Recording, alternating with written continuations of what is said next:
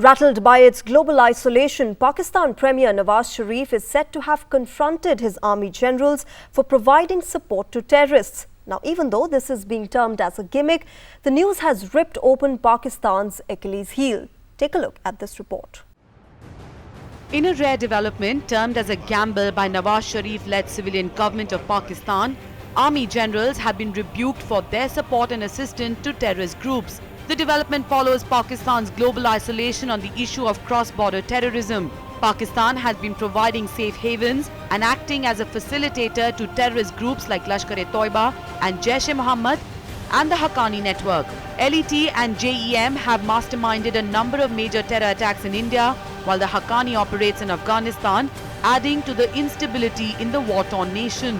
As per the government's orders, ISI Director General Rizwan Akhtar, accompanied by National Security Advisor Nasir Janjua, will travel to all provinces to convey that military-led intelligence agencies should not interfere if law enforcement agencies act against terrorist groups. This followed an open and extraordinary verbal confrontation between Punjab Chief Minister and the ISI DG.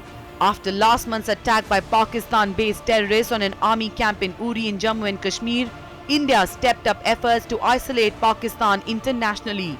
This resulted in all-round criticism of Pakistan and demands for acting tough on terrorism.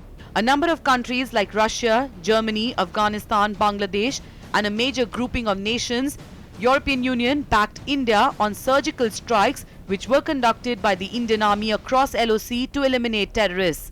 Another major blow for Pakistan came as the postponement of the SAARC summit, which was proposed to be held in Islamabad after nearly all member countries refused to attend it. The regional snub to Pakistan comes when its ties with Western allies have already been souring, giving its failure to tackle terror groups. In fact, inner voices in the country have demanded a visible ground action by the government. Nawaz Sharif's party colleague and lawmaker Rana Muhammad Afzal asked, "Which eggs is Hafiz Saeed laying for us that we are nurturing him?" He also said, "The efficacy of our foreign policy speaks for itself when we couldn't curtail Hafiz Saeed." Hafiz Saeed is the founder of Lashkar-e-Toiba and the chief of Jamaat-ud-Dawa's terrorist groups.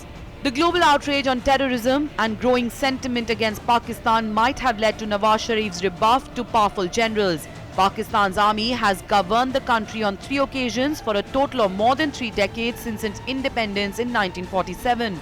A general perception about Pakistan is that the country has 2 power centers, the civilian government and the army, with the latter enjoying a bigger authority and power.